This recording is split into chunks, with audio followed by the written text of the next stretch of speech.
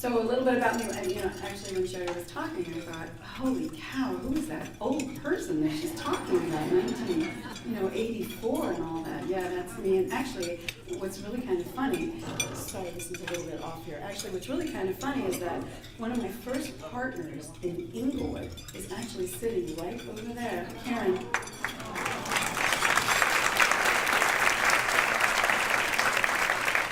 You want to talk about people taking a double look in the early 1980s, having two female police officers in the same car, kind of like looking at us, and actually kind of going off a little bit, but there's actually a story with that.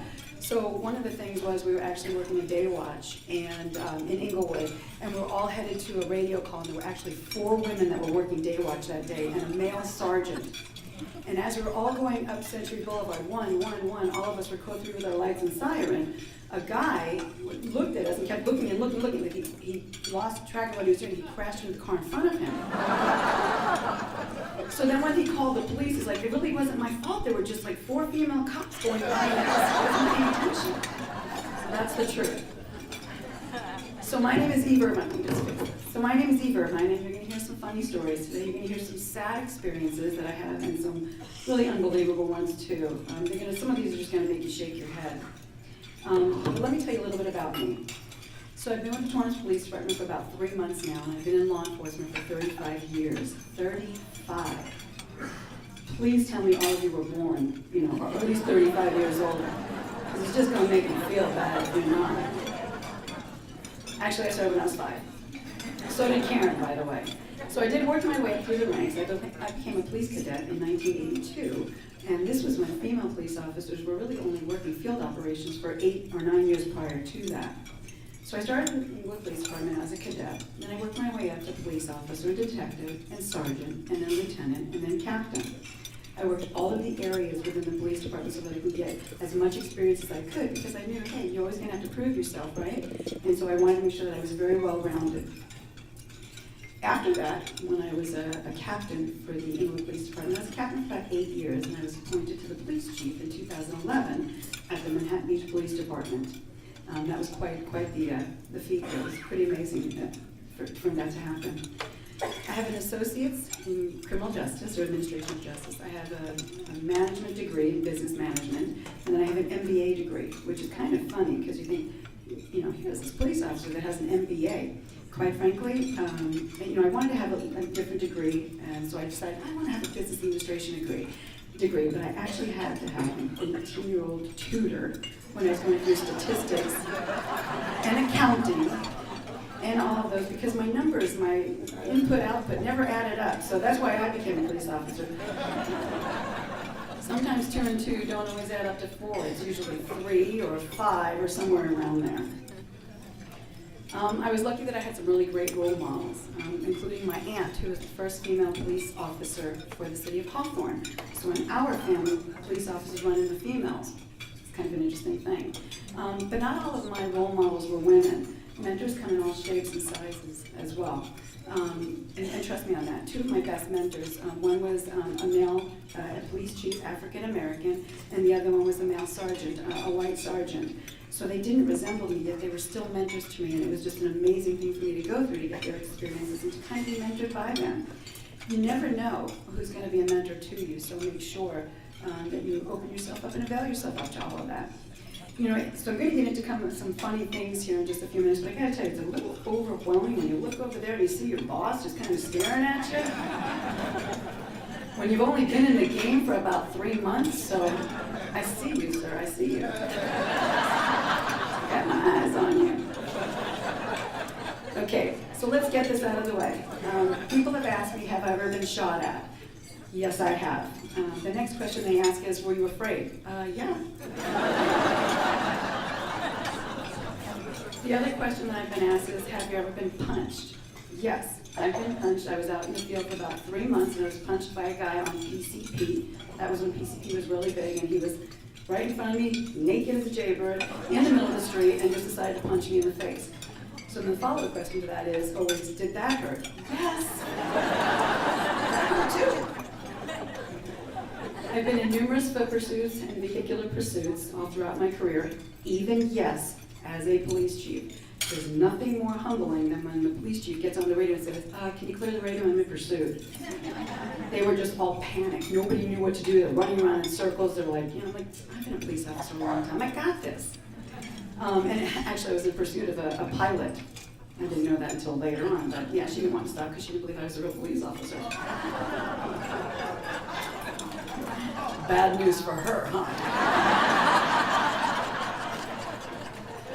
So I've ever seen a dead person. I get that a lot as well. And I've seen more dead people than I care to admit. There's nothing worse than having to tell a woman that her 16-year-old son was killed in a gang shooting, whether they contributed to their own demise or not. No one has a child and then says, hey, 16 years later, I hope my child is a gang member and gets killed. So no one has to, deal with that, and no one should have to deal with that. But I've seen more than I care to. I've worked undercover in many different facets as a narcotics officer, as well as a prostitute. There were no children in the room, right? As a lady of the evening. And let me tell you a funny story about that one, because I have stories. So, okay, take my glass off for this one. So my daughter has never really had a buffer. She's 27 now, and she still doesn't actually have a buffer. I wonder where she gets that from. And so I was dressed all up in my lady of the evening, getting ready to go to work. And she was in the back seat, and I was getting ready to drop her off at childcare. And you see where this is going, right? So my daughter said to the childcare provider, who thankfully knew me and knew what I do, she goes, my mom's going to work the streets. Wearing a mini dress, high heels, my hair's out to here. I'm like, thank you, child, I love you too. And a question that I always get all the time is, how tall am I? So yesterday, I actually was at an awards ceremony, and one of the captains that I was there with is about 6'9". And he constantly found himself next to me all the time. I'm like, dude, move away, you make me look bad. But what was funny was he was asked how tall he was the whole time rather than I was. So how tall am I? I'm 5'3". You're not getting my age, you're not getting my weight. And you all will appreciate that. Here's the question that always blows me away. If I'm in full uniform as I am today, my hair pulled back and all my Sam Brown on, people will actually ask me if my gun is real. And my response is, yes, and I know how to use it. But at that time, I thought, let me just mess with the people here. And so the woman came up and she goes, is your gun real? I'm like, no, I don't even know how to use this. I just wanted to mess with her. I'm from New York, in case you hadn't picked that up yet in my accent. So it only comes out usually when I'm in front of a large group of people, or if I'm really tired in a foot pursuit. So if you want to hear me in a foot pursuit, I'm northbound, I'll provide a pass Long Beach, the car is orange, I'm going this way, and people are like, what is she saying? Somebody get a translator, we don't speak New Yorkese. But when I first came to the city of Inglewood, I wanted to be the ever helpful citizen and helpful to citizens. So somebody came up to me and they asked me for directions, and I really wanted to assist this person, but I had no idea. I was just here from New York. I barely could get around the city of Inglewood. So this is what they said, this is what they asked me, and this is what I said on the radio, because remember, I want to be the helpful citizen, the helpful officer. They asked me, and I got on the radio, and I said, hey, can somebody get on a different channel and kind of give me directions to Explosion and Figurocious? I did. For those of you that are unaware, that would be Exposition and Figueroa. Again, everybody made fun of me. I did find a niche along the way in the areas of law enforcement's response to domestic violence, managing crisis and media relations, and I do teach currently on strategic planning, career development, and succession planning, because there's nothing more important than the viability and the sustainability of your organization when you leave. So that's very, very important. Somewhere along the way, I had a baby who's now 27, not a baby anymore. And what was interesting was when I was pregnant with her, I was working undercover narcotics. And 27 years ago, I didn't, that's true. I didn't want to be kicked out of the narcotics unit, and I knew the minute I told them that I was pregnant that they were going to put me behind a desk and patrol, and I was like a young whippersnapper cop, and I wanted to work, narcotics. And what I had to do that day was I had to walk down a street. There was a certain location. I had to buy marijuana. I had to buy some weed there. That was when it was a felony, to have the buying and sale and all that. And we were getting ready to do a search warrant, so I didn't tell anybody I was pregnant. And I had my gun right here on my waistband, and I was kind of in some sweatpants, probably like one of those feel really cool sweat suits back then.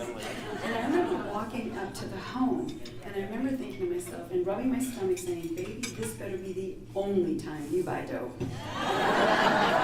So we both bought dope, and we did a search warrant, and all was good. And that was fun. And again, somewhere along the way, I received my BA degree from the University of Redlands, and I received my master's degree in business administration from the University of Irvine. What was funny was I remember when I was going to school, my daughter was also in school, and I would help her get her homework done. I would cook dinner, bathe her, get her ready for bed, and then I'd start my homework. So for those of you that are going through school right now and you have children, I feel you, but you can do it. I did it, and you can do it as well. People ask me if there's a difference between the Manhattan Beach Police Department, the Torrance Police Department, and the Inglewood Police Department. Yes. Yes. And I would never talk poorly about any of the agencies that I worked past, because they helped me to become good and bad experiences. They helped me to become who I am today and helped me be successful in my role in each of those police departments. What is it like to be a day in the life of a police chief? Well, I manage a budget of about $77 million. I have 227 sworn police officers, about 125 civilian staff that work for the organization, for a total of about 350 employees. It's a fairly large organization.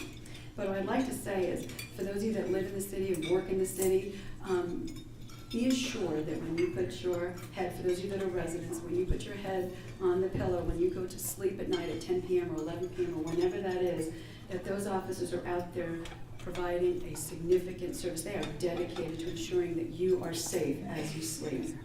And we also have, I actually have my guest here who's our record manager, and her name's Chrissy Witherspoon, and she's our record manager. And the civilian support staff that we have in the organization is phenomenal as well, because they ensure that they are working to meet the needs of our community as well. We have an unbelievable response time to our calls, and many of you see us walking around and waving us, which is really kind of a nice thing. It's always nice to be waved at with all 5 fingers.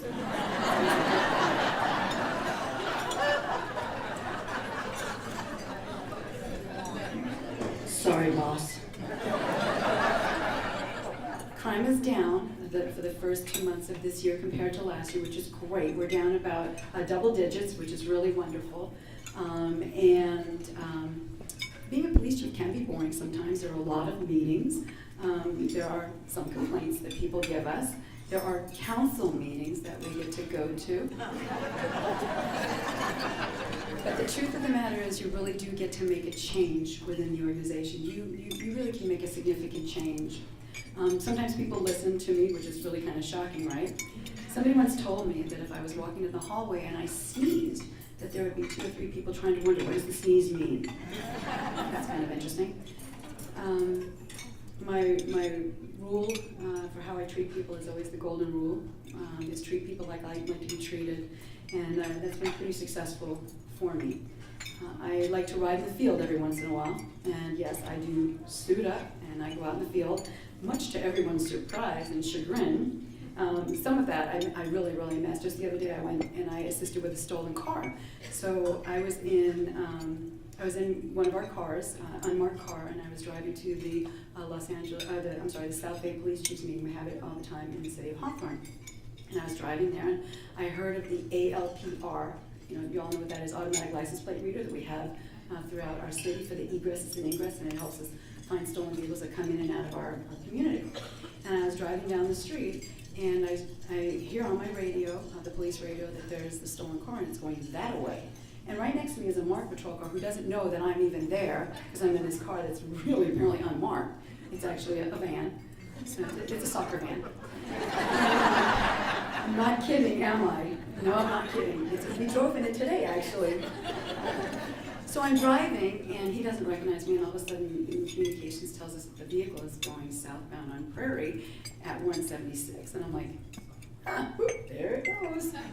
So I figure I'm gonna have to assist this officer because he's by himself, and I am right now in like a business suit. I have high heels on. I have a Coach purse. My gun was in the Coach purse, which was good. But I have my purse, and I have everything there with me. So I'm thinking, okay, I'm gonna. So he stops the car, and about that time, 4 or 5 other police officers show up, and I, point my gun, and I'm in my heels and my Coach purse.